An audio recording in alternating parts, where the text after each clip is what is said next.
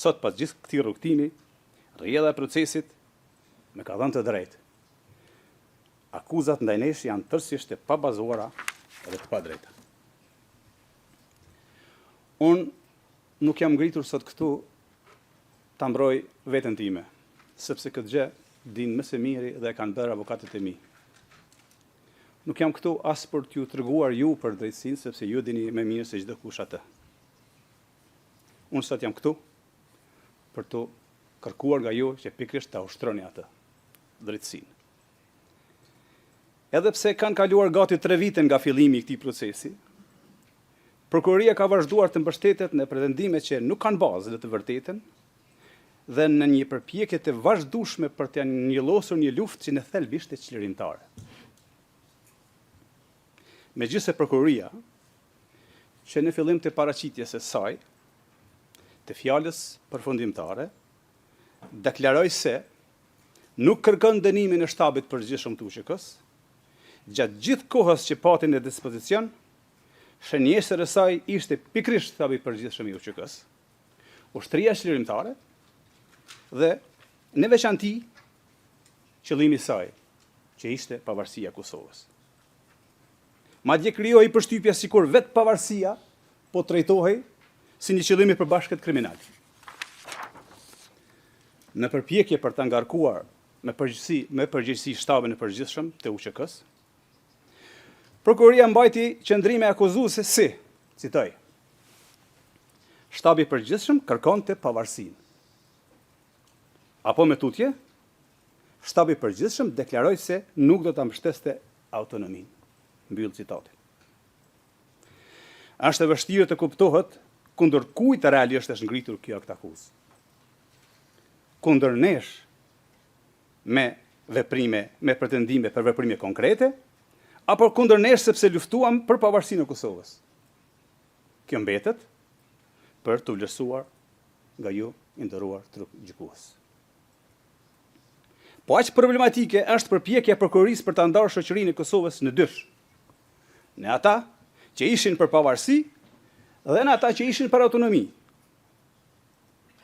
Sikur të donte që me çdo kusht të krijonte përçarje mes qytetarëve të Republikës Kosovës. Për ta ilustruar këtë, po perifrazoj atë që prokuroria deklaroi në paraqitjen e provave javën e kaluar. Citoj: Shtabi i përgjithshëm kërkonte pavarësinë e Kosovës, partitë politike që mbështesin autonominë konsideroheshin tradhtare.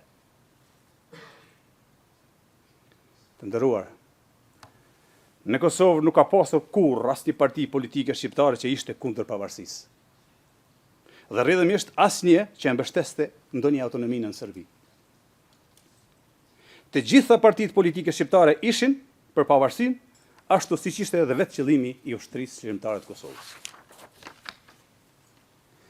Ta paraqesesh mbështetjen për pavarësi si kërkesë radikale dhe autonominë si moderne, është një sulm jo vetëm ndaj historisë Kosovës, por edhe ndaj të ardhmes së saj. Sikur prokuroria përpiqet të na ndajë ne shqiptarëve mes veti dhe ta barazojë UÇK-n me krimet e Serbisë. Askush nuk mund ta bëjë asnjërin e as tjetrën. Lufta çlirimtare nuk mund të barazohet me shtesin vrasës të Serbisë. Ta barazosh rezistencën e një populli të shtypur me një plan kriminal do të thotë ta vendosësh në të njëjtin nivel rezistencën e të shtypurit me projektin e shtypësit. Ky barazim nuk është vetëm i pasakt, po thellësisht i padrejtë.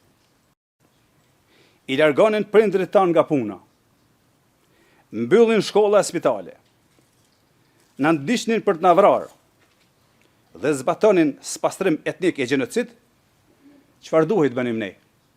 Të mos reagonim? Serbia kur nuk fshehu qëllimin e saj ndaj shqiptarëve. Në këtë sallë gjyqi, dëgjuam dëshminë e generalit Clark, i cili gjatë një takimi që kishte pasur me kasapën e Ballkanit, aja kishte deklaruar hapur qëllimet e tij për shqiptarët. Ne edhe gjithë opinioni që e përcillte atë dëshmi dëgjuam generalin e NATO-s, teksa tha, citoj: Miloševiqi më tha se e dim se si të sillemi me shqiptarët. Duhet vrarë të gjithë. Edhe ne e dinim këtë, sepse Serbia kur nuk e fshihte qëllimin e saj ndaj shqiptarëve. Prandaj pyes sërish, çfarë duhej të bënim ne? Ta prisnim radhën për të vrarë, apo të iknim nga vendi dhe shtëpitë tona?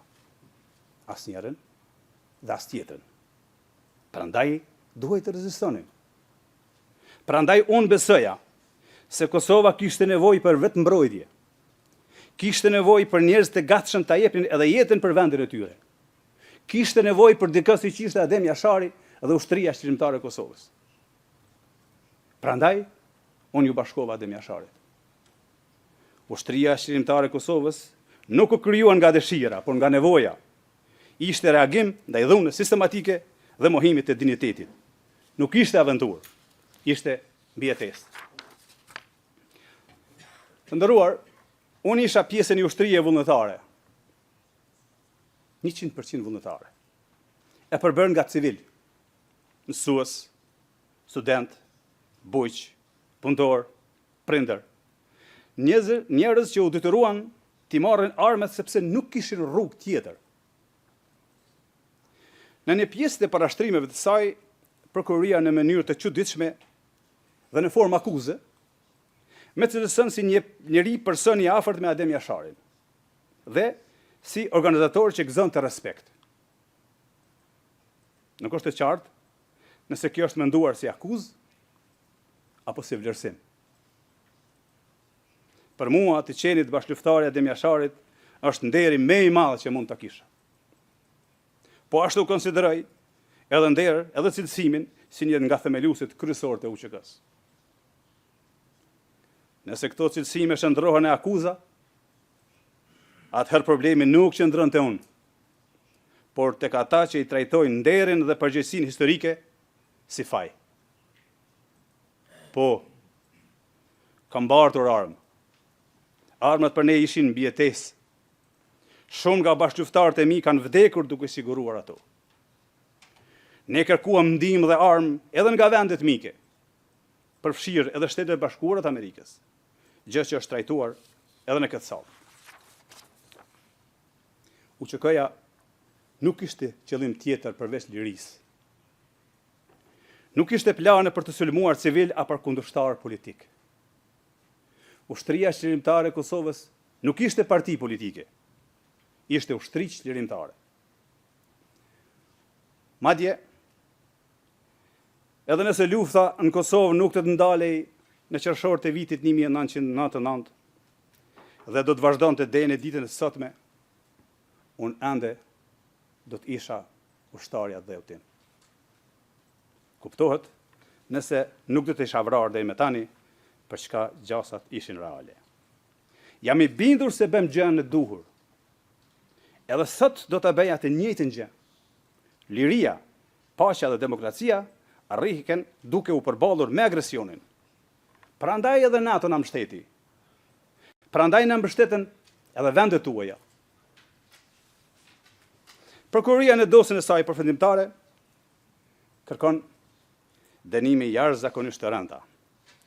Aq të gjata saqë në thelb synojnë të na ndalojnë përgjithmonë kthimin në vendin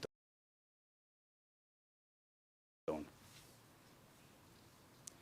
Koha sigur do të kthehem në Kosovë tash tutje varet nga vendimi juaj.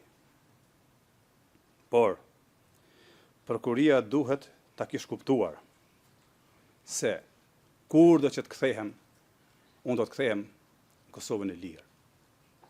Në Kosovën për të cilën jam krenar, që i kam dalë Zot, në kohën më të duhur dhe për lirinë e secilës kam qenë dhe mbetem i gatshëm ta jap edhe jetën sa herë që do të kërkohej nga unë. Në respekt të secilit për jush në këtë sallë, besoj se po të ishin vendet tuaj në rrethonat e njëjta me ato që ka përjetuar Kosova, do të vepronit njësoj.